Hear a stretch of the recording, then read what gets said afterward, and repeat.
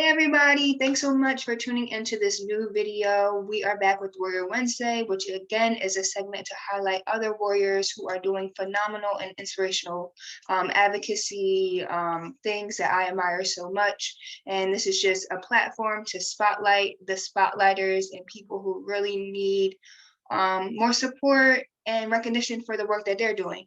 Again, my name is Lex Goodwin. I am a health advocate, an MG warrior living with myasthenia gravis, and I designate my platforms to use my voice to advocate for not only MG, but also chronic illnesses and disabilities as well. Today, I have the honor and privilege to speak with the amazing and inspirational Katina Morrison. She is a nurse, and she is also living with a chronic illness as well. And she is just doing amazing things with her advocacy journey, and I will let her take it from there and introduce herself. Yes, thank you so much, Alexis, for this opportunity. It is a privilege, like I said, previous to starting this, to actually be able to come on your platform and join you in the amazing work that you're doing. My name is Katina Morrison. I am a corporate nurse and and as well as a chronic illness coach. I have multiple chronic illnesses. At least I've lived in my life now with for more than 30 years with chronic illnesses that for the majority of my life went undiagnosed. I live with rheumatoid arthritis, with fibromyalgia, endometriosis, and at one point in life, severe irritable bowel disease. But throughout my journey, what it's led me to is what I do now, working specifically with women with chronic illnesses to help them to find their purpose and do the things that they were meant to do and enjoy doing despite chronic illnesses, to move in their power by learning to advocate for themselves, and also to help them to grow in all aspects of life, career, health, business, in order for them to be able to start thriving and to finally stop hiding despite their chronic illnesses. So I take those 30 years of living that way, and most of it undiagnosed, to really find a way to inspire, highlight, and even spotlight other women like yourself who are teaching others to advocate for themselves and also raising awareness. So this is why I'm so happy to join with someone who we have very similar paths as chronic illness warriors, but also those who are advocating and raising awareness. Katina, I think what you're doing is super phenomenal. And one thing that stood out for me for your journey and just what you're doing is self-advocacy and teaching other women the importance of that and how to do that. Because I think when you are living with a chronic illnesses, or many of them, your voice can get diminished at certain times, and it's a life-changing journey. So sometimes you don't really even know where to start. So I think it's important that we educate people on how to do that, and we let them know that you do have a voice and you do have a say, and there is so much power in speaking up for yourself. You know what I mean? So Definitely. I wanted to start with what self-advocacy means to you and what you tell other women through your coaching and through everything that you're doing. Yeah, self-advocacy to me is the equivalence of self-love, self-compassion, and self-care. It's really loving yourself enough and caring for yourself enough to use your voice to get to express your boundaries, your limitations, to require what is necessary for you in order to have the quality of life that you deserve. So it's being able to effectively communicate your needs and wants and desires, and being able to stand by that, because without it, you can find yourself in a situation, like you said, that your voice is diminished. You can find yourself in a situation where you're not getting the quality of care that you deserve or quality of health. And it can actually even impact your relationship. Sometimes people think that by not advocating for themselves or not using their voice effectively, that they're protecting themselves in a sense. But the truth is, it can be harming you and your relationship. So it's very important for a woman to put more into that self-love, self-compassion, self-care, so that they can finally advocate for them, find their voice and advocate for themselves. You know what? I think that's Very well said. I Mhm. don't think I could have said it better myself. I feel like your your journey starts with you. So it's important for you to first and foremost educate yourself, know what your illness is, know all the ins and out, do your research, and then, like you said, speak up for yourself. Not only because I know Mhm. for me, when I was diagnosed, I was very young. I was 19 years old. So I feel like in general, I didn't really have a voice because I was so young. And then when you tackle on having a chronic illness, it's like, okay, I'm just going to do whatever I'm told from my parents and my doctors. Like, I didn't know I could say no. I didn't know Mhm. I had different options. So once I started educating myself and started to find my voice and realizing that I wasn't really being true to myself and what I wanted, I started to really see a shift and start to get the results that I was looking for. And I stress this a lot throughout my journey. It starts here. Like everything is Mhm. mental. It starts with how you think. So I think that influences a lot of how I use my voice and how I speak up for myself, because I'll find myself a lot just being when you're not using your voice and speaking up for yourself, you're miserable because you're not your boundaries are crossed. You know what I mean? You're not being true to yourself. You're not getting what you want or getting what you're looking for. So I think that's really important, um, to let other women know that you do have a voice and you can say no and you have other Exactly. options.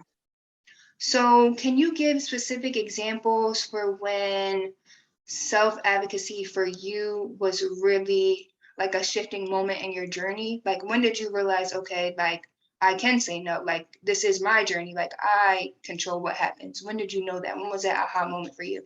You know, and it's, when you ask this question, it Mm-hmm. really does take me back to realizing it took longer than it should have taken me. It took Yes. me a lot longer than it should have.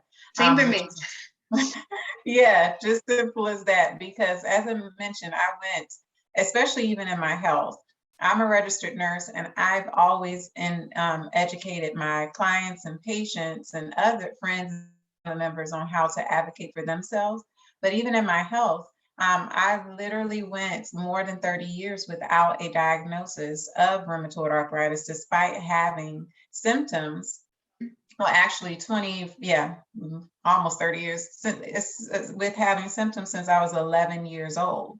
But the doctors would continually tell me, no, it's not rheumatoid arthritis, you're too young, it's just growing pains. Um, and in the same way with my relationships within my family relationships and relationships with my friends, I oftentimes came off as a very strong person, but it was very challenging for me to communicate to my loved ones my limitations and to set healthy boundaries. So I probably didn't reach that point of really starting to advocate for myself until I had a very traumatic car accident in 2012. And I think around that time I was probably about 28 years old, I believe. Yeah, because that was 10 years ago.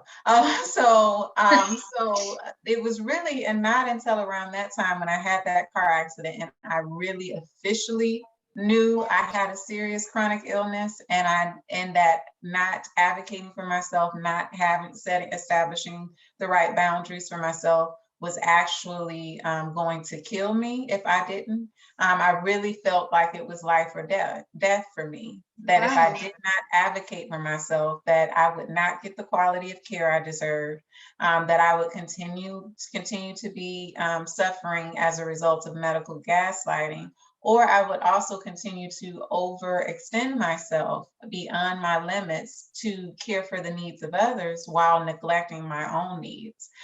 So in going through that, it taught me that I needed to advocate. And literally, it started, and at that time, it was like the car accident where I nearly lost my life and where it triggered my conditions to not just be off and on, maybe once a month or one every other week symptoms to everyday symptoms for 4 years straight. Um, it really taught me I needed to advocate for myself. I needed to finally find a way to love myself as much as I love others. And that's what led me to it. It literally took me till I was 28 for the light bulb to just switch. And many people who know me personally would be like, right after that car accident, or the day of that car accident, it Mhm. changed my life. And for me, I might have thought initially that it was in a negative way, that it changed my life, Mhm. because it solidified multiple chronic illnesses that I was living with. But no, it actually changed it for the better, because I learned how to finally find my voice and use it and advocate for myself and others. You know what they say, God or life will allow something to happen so that you can wake up. You know what I mean? Like either a pattern will keep occurring for you to finally get something, or like something really traumatic and dramatic will come to like wake you up so you can be like, hey, like, okay, I need to change this or work on this. So it's really funny that you Mhm. say that, because I have a moment of mine where I had a doctor who literally told me after I said that I didn't want to try this treatment anymore because it wasn't, I was seeing more negative benefit side effects instead of positive ones. And she Mhm. told me, well, I don't know what to do with you. I can't be your doctor anymore. And at first I was defeated, and I was like, okay, well, I'll never find a doctor that can help me. But I decided to keep looking, and that led me to finding the best doctor that I had ever had. And I'm now doing drastically way better. I'm in a way better Mhm. space mentally, physically. And it was that moment that I thought was so negative and that really I thought was a bad thing that turned into something to be actually positive. And that was Mhm. a wake up call for me. Like, hey, you need to continue to use your voice. If something's not working for you, that's okay. There are so many other options out there, and you just have to find it. And there are doctors out there. And that's what I stress to people, that if you hear a no or something's not working for you, find another way, because I feel like I'm very hopeful. So that's one thing that I want people to get from me and my journey, that there is hope and that there is a way to live the best quality of life that you want. You don't have to be stopped by these chronic conditions. Mhm. So let's talk about how not advocating for yourself impacts you not only mentally, but physically as well. Like, what are the effects of that when you don't use your voice, when you're not speaking up for you? I know we touched a little bit on it, but if we could just continue to speak on it more, because I think it's Definitely. important to highlight. Yes, I don't think that many people, especially women, know the challenges that they will cause themselves in not advocating for themselves. For many of us, advocating is the challenge, but the truth is, the fact that you don't advocate for yourself is creating a challenge for you, and it's actually impacting your health, your life, your career, your businesses, in a detrimental way. I know for me, when it was very challenging for me to learn how to advocate for myself or to do it, because I knew how to, because I taught others how to do it, I just didn't do it myself. Mhm. It actually caused a lot of stress. And putting yourself in that type of stress, under that type of stress consistently, actually creates flares and conditions like autoimmune diseases like we have, Right. rheumatoid arthritis, fibromyalgia, myasthenia gravis, Sjogren's, lupus, all of those many invisible conditions actually are triggered by stress, is one of the factors that can impact it. So Mhm. when you're living under that amount of stress and you're not advocating for yourself, speaking up for yourself, using your voice to express those limits, to express your needs and your wants, it creates a situation where you could potentially be living in a constant flare. Or you could also be putting yourself in a situation where you're now, on top of your chronic illness, placing yourself in a position to suffer from things like depression. I was diagnosed with high functioning depression. I was a person who could hide in plain sight. I could effectively exceed, overachieve in every aspect of my life, whether it be in career, in business, and and it appeared in my relationships. I've now been married for more than 16 years to my husband, but it appeared like I was functioning well in every aspect of my life, but I actually was constantly under stress. I was depressed, especially when living with chronic pain and chronic fatigue that went untreated. And that was killing me. Literally, when the doctor saw me and I finally went through 12 different doctors to get the doctor that I needed, they found that they said my inflammations were the highest levels that they had ever seen before. And that Wow. at this point, I was at the point, because I had lived under such inflammation for so long, that it could have attacked my heart, my lungs, and other organs. I was eventually diagnosed also with pulmonary hypertension, but I don't Wow. claim pulmonary hypertension, because now I had a heart cath last year, and those levels are now stable between my heart and my lungs. But the point of the matter is, if you don't advocate for yourself, you are literally damaging yourself. Yeah. I could have definitely saved myself quite a bit of heartache and pain and stress, and minimize the amount of time that I was living with depression had I started to use my voice. But that uncomfortable feeling of being afraid of actually letting others down. And that's a crazy thing. We're so afraid of letting others down that we will actually limit our abilities to achieve success in our health and our careers and our business. Because we're putting so much time and energy in meeting the needs of others while not People looking at our pleasing. own needs. Yeah, people pleasing is so dangerous. Yes. It can be very detrimental to yourself because you're willing, like you said, to put others before yourself. And when you're putting others before yourself, you're not listening to yourself and you're not honoring yourself and your true self. And that opens the doors for depression, anxiety, so many different stress. And that I'm really glad that you spoke about that, because I think it's super important for people to hear that and to hear that story, because I also have been depressed, and that's something that I struggle with. And when I was diagnosed with my chronic illness, I felt like my depression and my anxiety went through the roof, and my stress went through the roof. And that was causing me to get flares, and I was wondering why I was never getting any better. But like you said, if you're not using your voice and advocating for yourself, you're stressing yourself out, and that leads to you not doing well physically and mentally. So Exactly. how do you advocate for yourself? There's probably a young woman out there right now wondering, how can I advocate for myself? How do I use my voice? Where do I start? What advice do you have for that woman out there that's listening?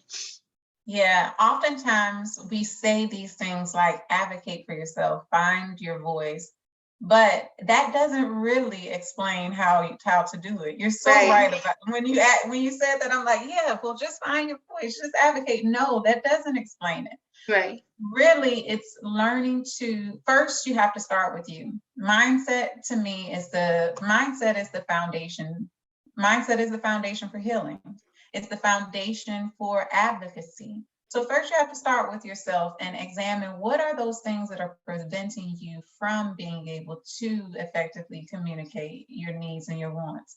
Why do you feel uncomfortable being able to tell your family, your friends, your employer, your business partners, whoever is in your life, your doctors, what you need?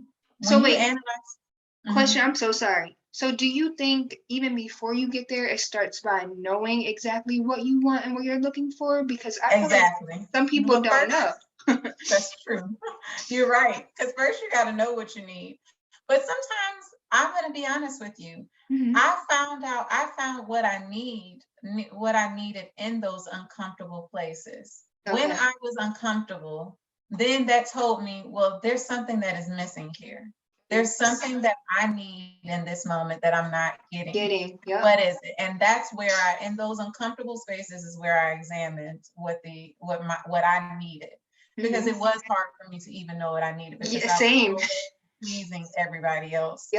So find out what those things are that you need. After you're finding out those things that you need, why is it hard for you to communicate? Then start in small places. And it doesn't seem small, but start by establishing boundaries and noticing your limitations. Modesty is knowing your limitations, and when you know your limitations, then you're able to communicate it effectively to others. So letting them know no is a complete sentence. That it's okay for you that nope, I can't do this right now, and not have to explain why. That's the other thing. Next, being able to actually effectively communicate what you need as far as, for instance, with your health. If you're not happy with what a doctor is saying to you, what they're doing, if you're not getting the understanding of from them that you need, if you feel like they're not treating you with kindness and compassion, then you need to express that to them. And or the other thing is, you can feel free to fire the doctor. That's advocating for yourself and move on to the next one who is going to meet your needs. I'm glad you said that, because I feel like people like myself, I felt like I was stuck with the doctor. Like this had to be my doctor. I didn't have any other choice. I couldn't get a second opinion.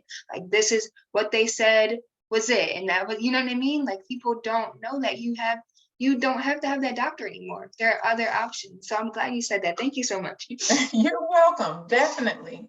And once you start using your voice to speak up, to share your limitations, set those boundaries, and to communicate what your needs and wants are, apply it in all aspects of your life, not just with your doctors, but with your family members, your friends, and your business, your career. I know for me, I did not start advancing in my business and my career because I started my business last July.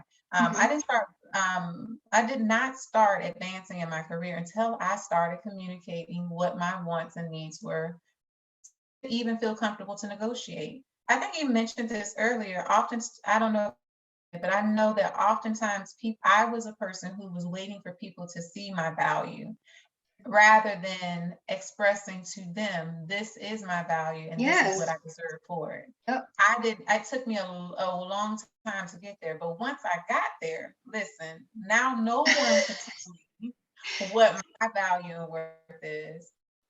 And I require them to definitely not only show me respect, but to compensate me appropriately for it. With chronic illness, sometimes you're like, oh no, I could lose this job, I could lose the flexibility. But we're high achieving women and overachievers despite having chronic illnesses. We can do sometimes what someone can do in 8 hours in 1 hour. Exactly. So why not be compensated appropriately, and why not speak up for yourself? So those are some of the things that I recommend. First, like you said, identify what it is that you need. After you identified what you need, why is it hard for you to speak up? Then start speaking up and expressing what your limitations and boundaries are. And remember what your value is and require others to show you that respect and value you to the level that you deserve to be valued at.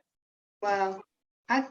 Thank you so much. I think you said it perfectly, eloquently. I think, because like you said before, when you say self-advocate for yourself, you're like, okay, but how do you do, like, what are the steps? So I feel like no one has ever really broke it down that way and was very detailed. So thank you so much for doing that. Okay, my last question for you. What are your goals for your advocacy journey? Like, what do you envision? What do you want? What do you desire? What are the next steps for you? Well, in last year, there was something that kept pinching at me basically and telling me, it's time for you to use your voice. It's time for you to really help others, because I had left the nursing at the bedside and one-on-one with clients and moved into the more so corporate side of things. And I wanted to get back to really connecting with others, specifically women like me. And that's why I started my page on Instagram. At first it was Nurse Loves Essentials, but now it's _Katina Morrison, because I wanted to get back to communicating and educating and raising awareness. But this thing turned out to be bigger than I thought, because I thought it was just, let me start this page and let me educate people. Because people are teaching people how to be confident. I can teach people how to live healthier lives, right? Yeah. But then I realized that it wasn't just about healthier lives. It was about mindset. It was about self-advocacy. Well, It was they're all about, in alignment though. Like I feel like yeah, people don't understand. They're all in alignment. Everything is connected. yes. And that's exactly what I was learning, is that everything is connected. And Hmm. so in my journey, after starting that page and after people immediately contacted me to be their coach within 2 weeks. And that was not even what I thought my direction would go into, was necessarily. Wow. I didn't start the page necessarily to become a coach in that Hmm. way. With research, I knew as a nurse, well, I'm already a coach in the state that I live in. I already have the background and the degree for it. But this journey has taken me to see that, wow, there's a lot of women out there like me, and things that we think are simple because of the journey we've been through, people Hmm. are at other stages. So they need people like you and me to be their guide, to get them to the place where they can stop hiding finally. They don't have to take 20 years to do it. They don't have to take, 15 or 10 years to do it. They can stop hiding now in plain sight and start thriving by advocating for themselves, finding their voice, walking and moving according to their purpose, and then finding that success that they wanted. And success is not meaning financial success, because I know nowadays when people hear success, they're just thinking money. Immediately money. Yep. Yeah, I'm talking about success and finally having that inner peace, that success and finally understanding what self-care, self-love, and self-compassion can do for your overall life, success in your health, your relationships. And then, of course, when you're doing well in all those aspects, definitely it crosses on over into assisting you as far as your career and business. It'll So open doors for you. yes, it opened this door for me to meet you and to be able to have this amazing interview.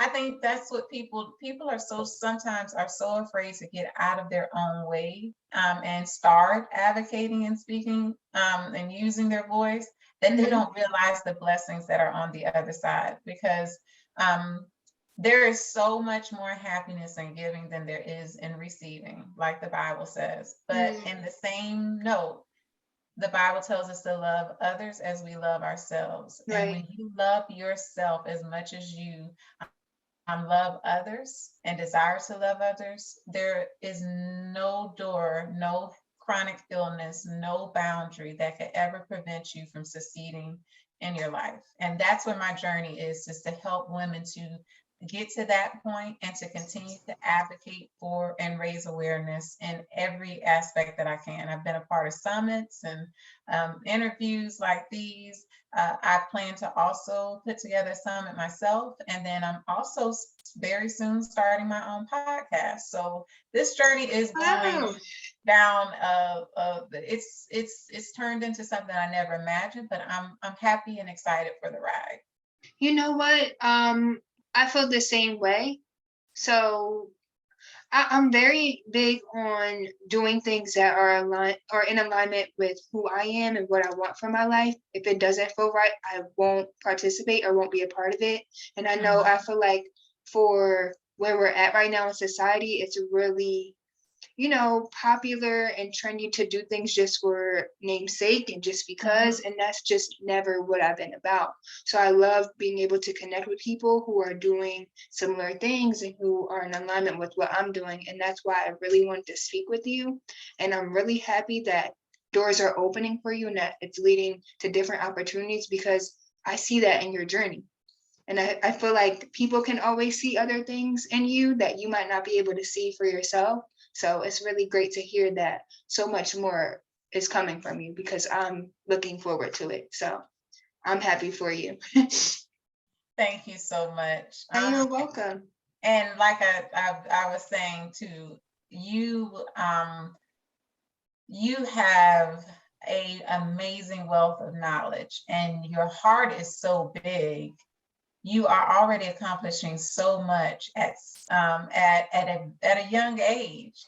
I mean, you're a beautiful young woman, and Thank you. your beauty is not just physical. Like oftentimes you will look at someone who is as beautiful as you and they won't see really what you are at heart. When your beauty on the outside is exceeded by your internal beauty, there is nothing that can stand in the way of you accomplishing and reaching your goals. Because when, like you said, whatever you do, make sure it's always in alignment with your core, with what your heart is. And that takes many women much longer to learn the importance of being true to yourself, being your authentic self. So I admire that about you. And don't ever hide your voice or feel afraid of staying true to yourself. You are going to do magnificent things, and I just am excited to be able to be in the audience to see it.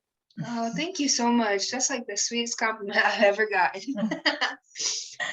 And thanks again so much for being a part of this. I think this was a great conversation. I feel like this will help so many different people and women, and I really appreciate you being a part of this. Again, if you could let everyone know your social medias and how to connect with you so that they can follow you and be along with your journey. Yes, as you know, I'm Katina Morrison. You can find me on Instagram at @IM_Katina Morrison. I'm also on Clubhouse. I have a club room called Inflamed Sisters Thriving.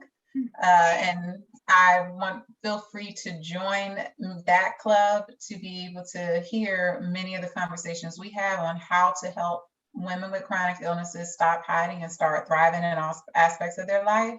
I'm also on Facebook, Nurse Loves Essentials LLC, but you see me mostly on Instagram and Clubhouse. And then I have my website, nurselovesessentials.com, where you'll have access to my blog, Nurse Loves Essentials, where I do the Essential Journey Spotlight, which Alexis will be on very soon. So check that out, guys. Yes, and very soon I will be be releasing my first podcast myself, which will be Inflamed Sisters Thriving, will also be the name of that podcast. So please feel free to reach out to me, join me there. And I am excited to, like I said, continue on this journey and use my platforms to raise awareness, and especially for self-advocacy. Well, I'll be sure to link everything below so that people can directly connect with you whenever I do post and upload this video. And thanks again. And guys, we will see you next time in the next video. Bye. Bye-bye. Alrighty.